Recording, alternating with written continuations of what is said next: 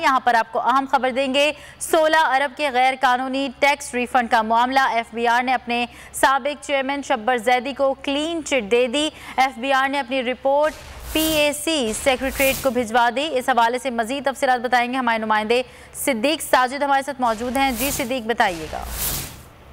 जी, पार्लिमानी public accounts committee ने FBR के साबिक चेयरमैन शब्बर जैदी की जानिब से 6 मुख्तलिफ इदारों को गैर कानूनी तौर पर 16 अरब रुपए के टैक्स रिफंड के मामले का आज खुद नोटिस लिया था और एफबीआर को इसकी तहकीकात की हिदायत की थी कि पता चलाया जाए कि शब्बर जैदी ने अपने किन दोस्तों को 16 अरब रुपए का गैर कानूनी टैक्स रिफंड दिया।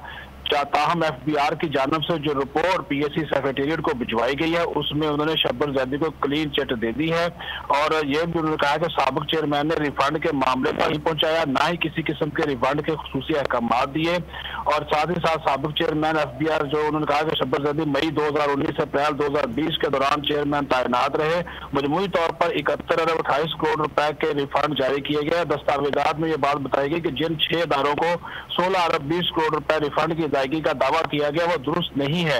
इन इदारों को सिर्फ 12 अरब का रिफंड जारी किए गए थे जो कि 17% बनते हैं और ये एक मामूल की कार्रवाई है जो कि तवील अरसे से अदालतों में ज़ेर इल्तवास केसेस थे उनको ये रिफंड दिया गया है और इन इदारों को रिफंड की अदायगी के हवाले से साबिक चेयरमैन ने किसी किस्म की हिदायत और ये भी बताया गया कि ये तमाम refund large tax office Karachi और लाहौर की जानिब से जारी किए गए और ये कहना कि साबिक चेयरमैन ने चार्ज संभालने के बाद अपने लाफरम को भी रिफंड से नवाजा। बहुत शुक्रिया सिद्दीक साजिद अपडेट करने के लिए।